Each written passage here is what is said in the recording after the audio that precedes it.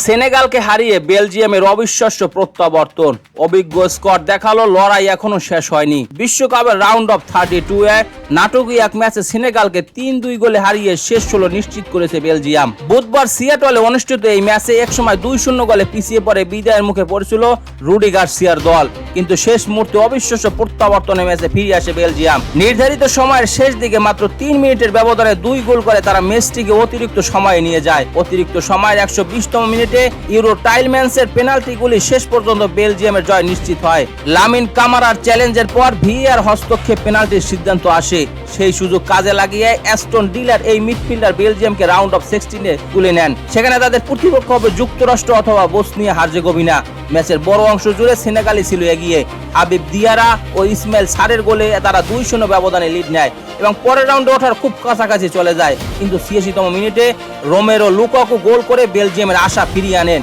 এরপর 89তম মিনিটে টাইলেম্যান্সের দুর্দান্ত হেডে সমতায় ফেরে বেলজিয়াম। শেষ পর্যন্ত অতিরিক্ত সময়ের একেবারে শেষ মুহূর্তে পেনাল্টি থেকে গোল করে টাইলেম্যান্স ম্যাচের ভাগ্য নির্ধারণ করেন। গার্সিয়ার ঝুঁকিপূর্ণ সিদ্ধান্ত বেলজিয়ামের ঐতিহাসিক প্রত্যাবর্তন। ম্যাচের 56তম মিনিটে বেলজিয়াম যখন 2-0 গোলে পিছিয়ে, তখন কোচ রুডি গার্সিয়া বড় সিদ্ধান্ত নেন। তিনি জেরেমি ডোকো ও কেভিন ডি ব্রুনাইকে মাঠ থেকে তুলে নেন। সিদ্ধান্তটি অনেকের কাছে বিস্ময়কর মনে হচ্ছিল।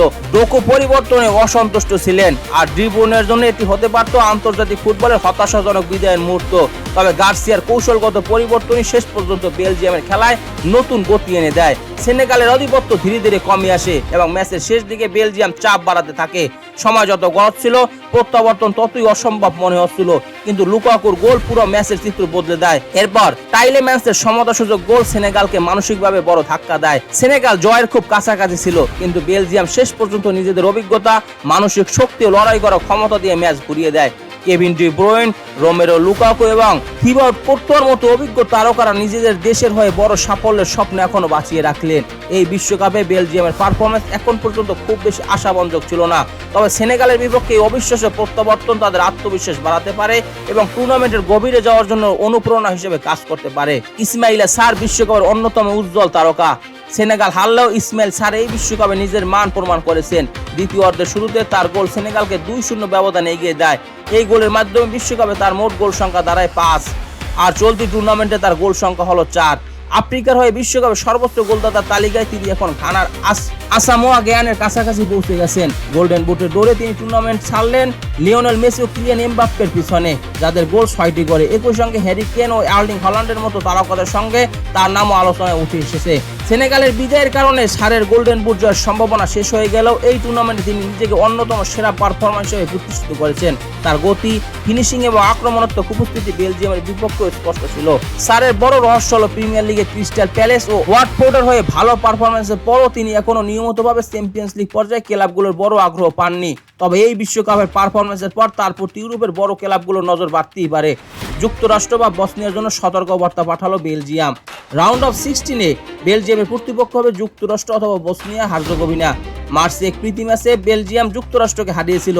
তখন মনে হয়েছিল ইউরোপীয় দলটির সঙ্গে যুক্তরাষ্ট্রের ব্যবধান অনেক বেশি, তবে এই বিশ্বকাপ দেখিয়েছে সেই ব্যবধান অনেকটাই কমে এসেছে। যদি যুক্তরাষ্ট্র বসনিয়া হার্জেগোভিনাকে হারিয়ে বেলজিয়ামের মুখোমুখি হয়, তাহলে তারা আত্মবিশ্বাস নিয়ে মাঠে নামবে।